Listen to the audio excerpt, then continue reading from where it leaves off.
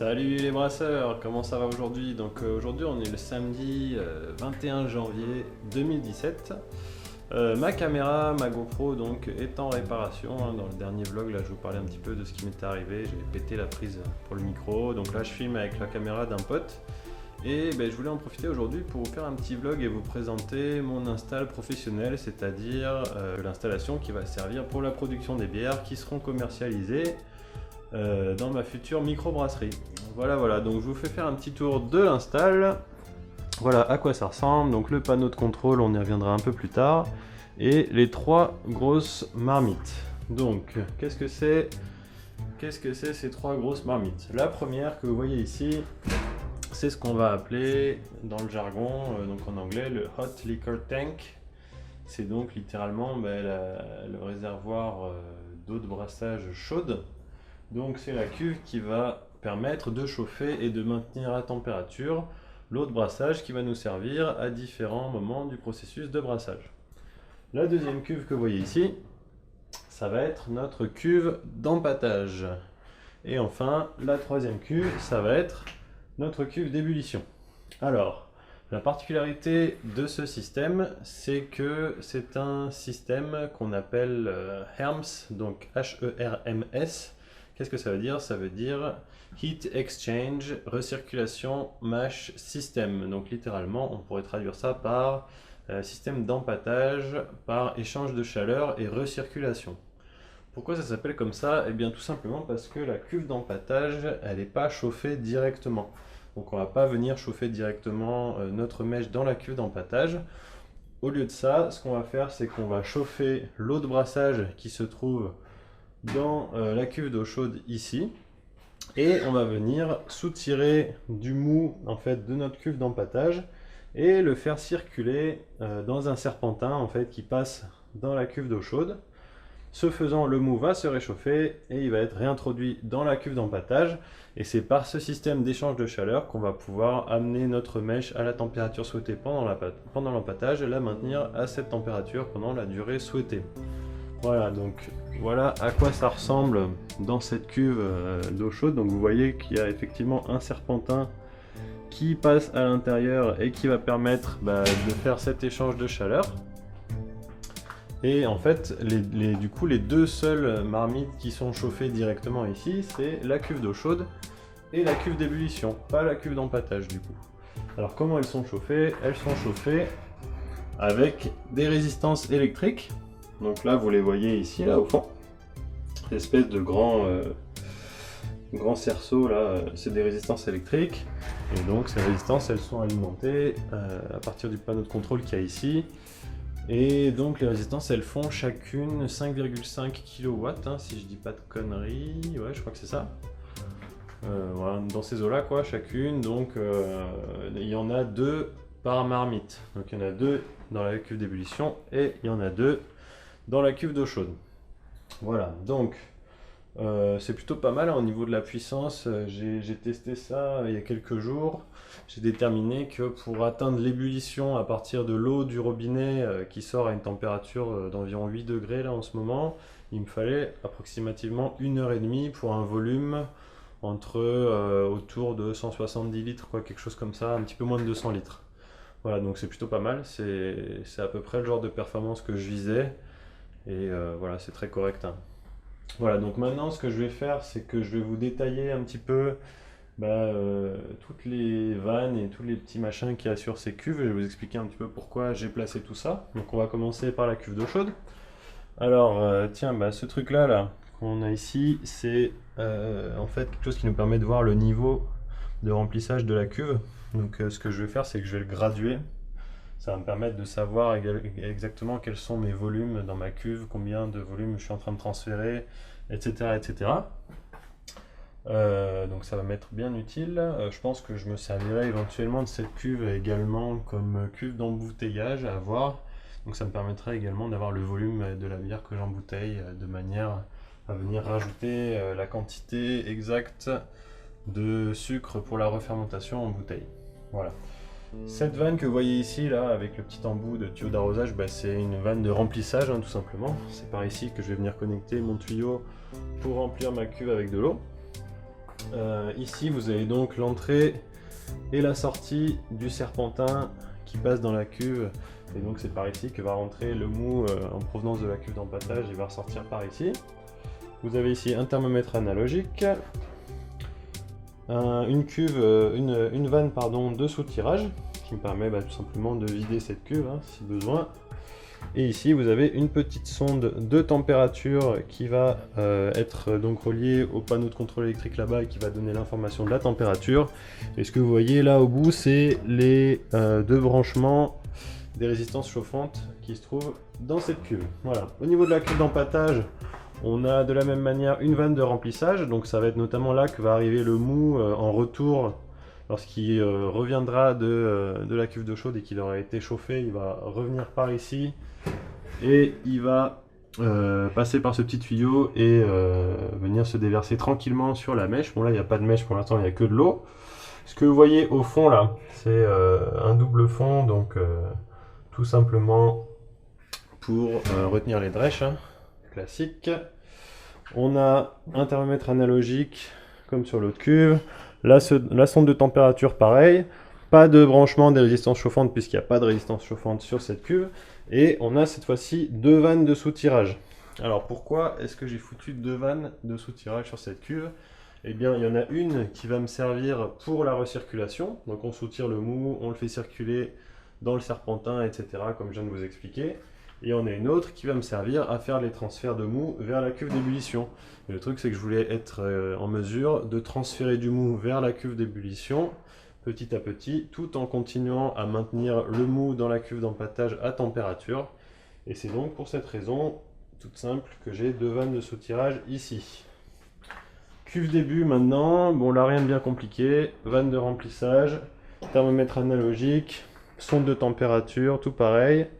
Vanne de soutirage avec une petite particularité, c'est que cette fois-ci, on est venu placer... Alors attendez, je vais vous montrer ça correctement. On est venu placer, en fait, de l'autre côté de la vanne de soutirage, ce qu'on appelle un deep tube. C'est ce petit machin là. Donc ça va permettre de venir chercher le mou bien au fond de la marmite lorsqu'on va soutirer, de manière à ne pas laisser 10 cm de mou au fond de la marmite, ça serait dommage. Et pour éviter de ramasser plein de merde, de particules, de houblon, de protéines, etc. Lorsqu'on va faire ce soutirage, on va utiliser ce petit objet qui s'appelle un hop blocker. Donc le deep tube que je vous ai montré, on l'enfile là-dedans, là. Il va venir jusqu'au fond, à l'intérieur de ce petit filtre, ici. Lorsque le niveau du mou sera au-dessus de ce niveau-là, on va utiliser le filtre à grosse maille, qu'on voit là, puisqu'a priori, on n'a pas beaucoup de grosses particules en suspension, ni même de petites particules en suspension. Et lorsque le mou va descendre à un niveau critique, c'est-à-dire à un niveau où potentiellement on aura pas mal de particules de houblon, etc., on va pouvoir venir relever ce petit cache ici, de manière à utiliser un filtre beaucoup plus fin pour les derniers centimètres de mou, et ça va donc nous permettre de minimiser la quantité de saleté qui vont se retrouver donc dans le mou qu'on va venir soutirer, donc ce mou il va passer dans les échangeurs de chaleur derrière et arriver dans les fermenteurs. Donc ça va nous permettre d'avoir un mou relativement limpide qui va sortir dans nos fermenteurs. Voilà. Donc à ça viennent s'ajouter ces deux pompes que vous voyez là. Donc ça c'est des pompes classiques de brassage qui s'utilisent même en brassage amateur. Voilà, des chugger pumps, donc elles sont pas mal, elles fonctionnent bien. Rien de spécial à dire là-dessus. Donc ouais, bon, celle-là elle va me servir surtout pour la recirculation et les transferts de flotte depuis la cuve d'eau chaude jusqu'à la cuve d'empâtage. Et cette pompe-là, elle me sert pour les transferts depuis la cuve d'empâtage jusqu'à la cuve d'ébullition. Et pour la même raison qu'on avait deux vannes de soutirage ici, on a deux pompes parce qu'on veut être capable d'effectuer le transfert de mou depuis la cuve d'empâtage jusqu'à la cuve début en même temps qu'on procède à la recirculation continue du mou pour maintenir la mèche à température dans notre cuve d'empâtage. Quoi d'autre? Voilà, ça c'est le panneau de contrôle électrique, je vous en avais déjà parlé un petit peu. Là, je l'ai installé au mur, je l'ai branché, etc., etc. Il est à peu près fonctionnel.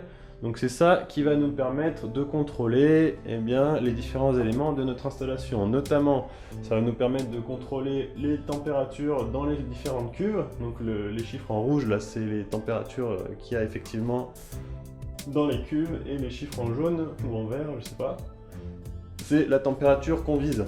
Donc l'idée, c'est qu'on va venir spécifier une température, voilà, et lorsqu'on va donc mettre en marche le bordel, donc ça en l'occurrence c'est la cuve d'eau chaude qui est concernée ici, donc vous voyez elle est à 73 degrés, j'ai spécifié 99 degrés, et donc les deux résistances chauffantes qui se trouvent dans la cuve d'eau chaude sont allumées, et l'idée c'est que ensuite, lorsque la température atteindra 99 degrés, le panneau de contrôle il va venir m'éteindre les résistances et me les rallumer au moment où il faudra pour maintenir la température à la valeur spécifiée.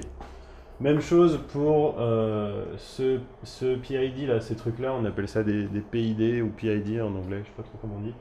En gros c'est ce qui permet d'asservir les températures, donc celui-là il concerne la cuve d'empâtage cette fois-ci.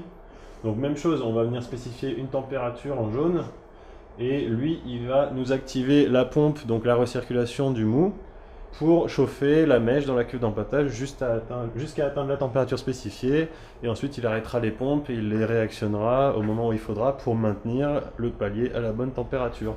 Et puis même principe pour le dernier qui concerne la cuve d'ébullition, sauf que là cette fois-ci, comme pour la cuve d'eau chaude, il s'agit de résistance chauffante.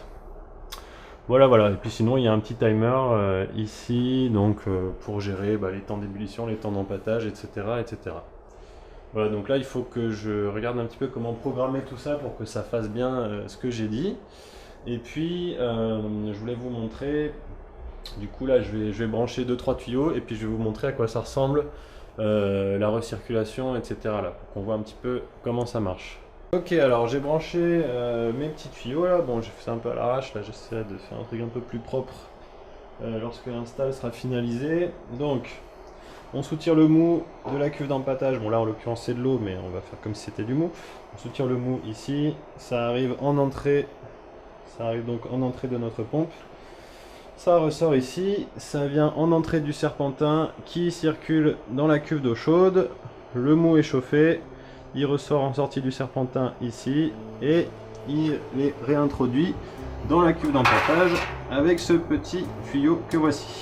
Voilà, donc le tuyau, là j'ai foutu une connexion métallique au bout pour qu'il trempe bien au fond de la cuve, mais quand il y aura de la mèche dans la cuve, je pense que je viendrai juste le poser tranquillement sur la mèche, ou peut-être que je ferai un système pour que le mou soit réintroduit délicatement dans la mèche. Le but en fait c'est de ne pas venir déranger le filtre de grain avec cette recirculation.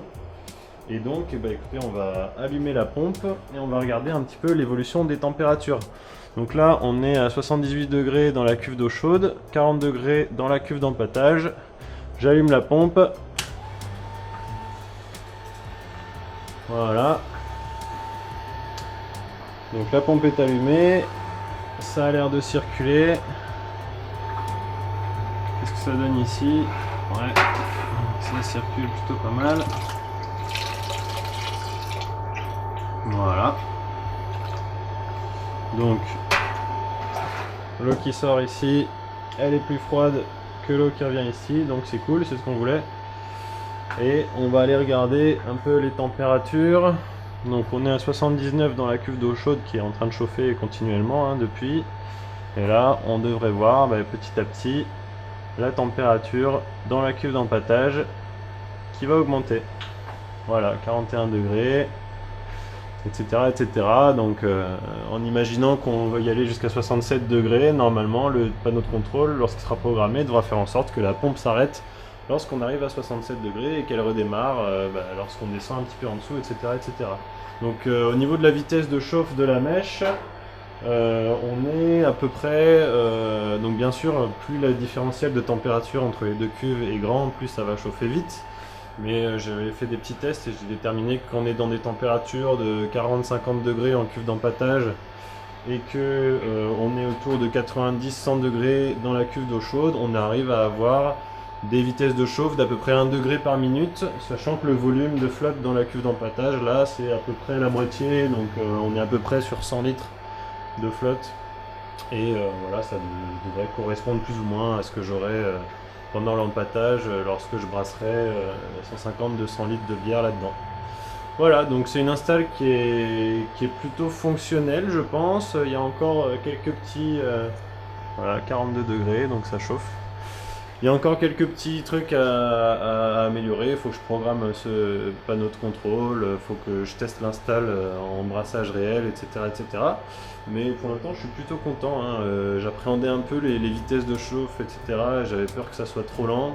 J'avais peur que mon échangeur de chaleur il soit pas assez efficace, etc. Mais au final, j'ai plutôt bien dimensionné ça à l'instinct, quoi, au pif. Donc c'est cool. Voilà.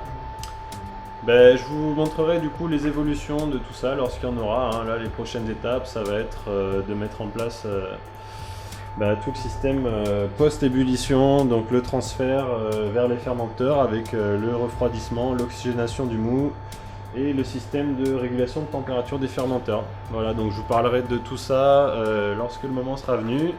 D'ici là, je vous fais des gros bisous, bon brassin, portez-vous bien et on se retrouve très bientôt pour des nouvelles vidéos bricole brassicole. Salut!